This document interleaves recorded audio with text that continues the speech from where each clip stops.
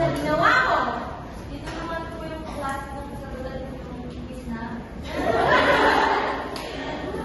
Sino ba sa inyo ang makatulong? Sige, Emily. Ano po, yung may tulogin po sa daan ng na sauce. Tama! Pagkatapos, anong naramdaman nyo nung tinulungan nyo siya? Sige, Ara. Ano po, masaya po yung gusto. Tama, ganun din si teacher. Masaya tumulong, lalo na kung hindi tayo napipilitan. Ngayon, may iiwan ako sa inyo isang katanungan na dapat ay masasagot nyo pagkatapos ng ating kwento. Paano kaya magtutulungan silang Gab at si Kalapati? Pero bago iyan, ay may mga salita ako dito na may larawan na ipapakita sa inyo upang nang sa ganon ay maunawaan nyo ang ating kwento. Ang unang salita ay kumawag-kawag. Paulit. Maaari nyo ba ulitin mga bata? Kumawag-kawag! Ang salitang kumawag-kawag ay paulit-ulit na paggalaw. Ngayon, para mas maintindihan nyo ng mabuti, ay gagawin ni teacher na sa larawan. Pagkatapos ay kayo naman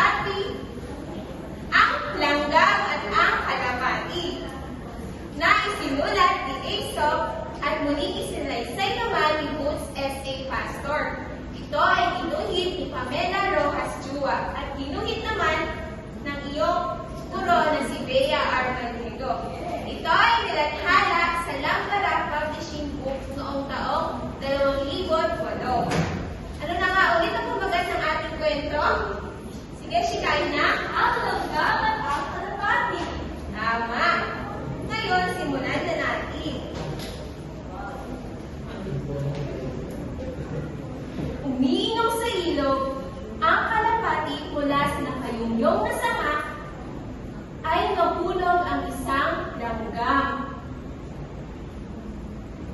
Mga bata, sino na nga ulit ang umiinom sa ilog? Sige, Jenna. Kalapati mo. Tama. Umawag-kawag ang pobreng langgam. Agad namukha ng mahabang dahon ng damo ang kalapati at ibinigay sa langgam. Sino na nga ulit ang umawag-kawag, mga bata? Sige, Joberlin. Tama. Pakinggan natin ang susunod na mangyayari. Agad na sumangka ang langgam mula sa dahon at agad naligtas mula sa pagkalunod.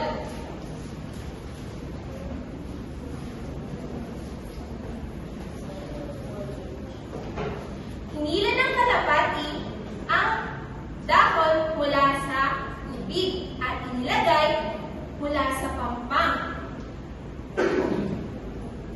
Maraming salamat, kaibigan ko, kalapati. Tugon ng langgam. Punta ko sa iyo ang ating buhay. Walang anuman, kaibigan ko, langgam. Tugon ng kalapati. Sa sandaling iyon, ay may dumating na isang mangangaso. Kaagad na lumipad ang kalapati nang nakita ang mangangaso. Mga bata, sino na nga ulit ang dumating? Sige, Jobber. Donalyn. Tama.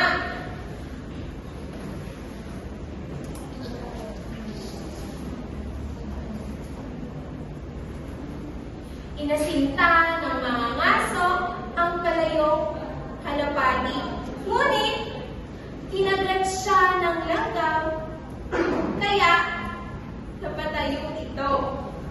Napahiga ba? Sino na nga ulit ang kumagat, mga bata? Sige, Joberly. Tama. Ano na kayo susunod na mangyayari? Umamatay kaya ang kalapati? Pagpatuloy natin ang ating pagbabasa. Sa kagat ng langgam ay napalukod ang mga ngaso sa pag-asinta sa kalapati. Kaya nabitawan niya ang kanyang baril. Mga bata, ano na nga ulit ang nabitawan ng mga ngaso? Sige, Alma. Tama.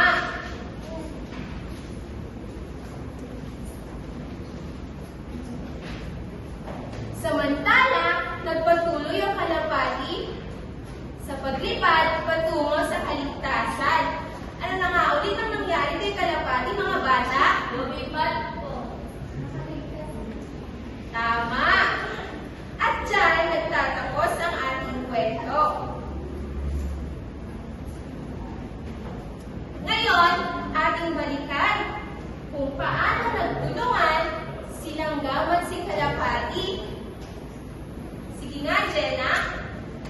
Noong una po, tinulungan ko si kalapati si langgam mula sa pagkakalunod sa tubig. Tapos tinulungan naman po si langgam si kalapati laban sa mga aso dahil pinagat niya po ang mga aso.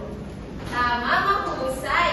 Ngayon, naiintindihan niyo ba, mga bata, ang ating kwento? Opo! Kung may kaklase kayo na nangangailangan ng tulong, ano ang gagawin ninyo? Sige, Jonalyn. Tama. Sa tingin nyo, bakit tinulungan ni kalapati si langgam kahit maliit lang ito? Sige, Jenna. Dahil magkaibigan po sila.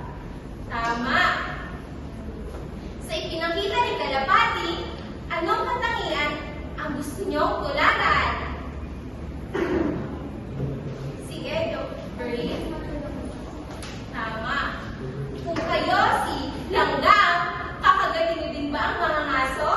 Oo. Bakit?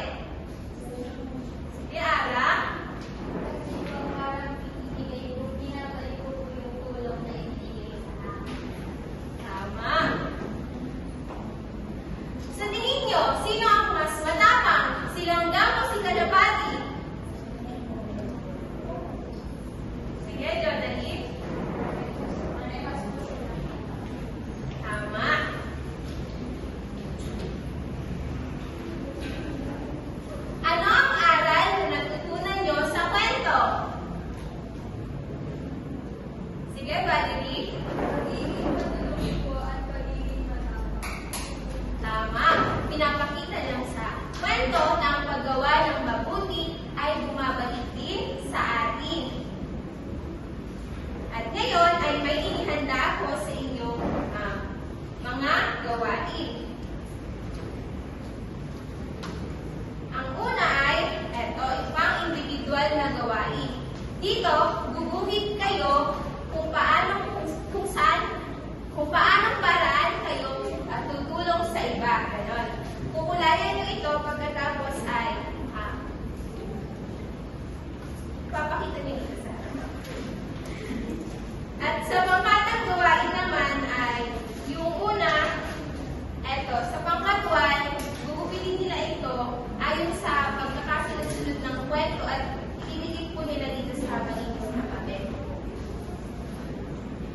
Ang pangalawa naman pong grupo ay ipapakita po nila dito sa harapan kung paano po sila tumutulong. And yung panghuli po ay yung kulayan ng mabuti sa larawan. Kulayan po nila dito and after po nun, sasabihin po nila kung bakit nila ito napili, gano'n, and lalagyan nila ito ng simpleng paliwanag po. And doon naman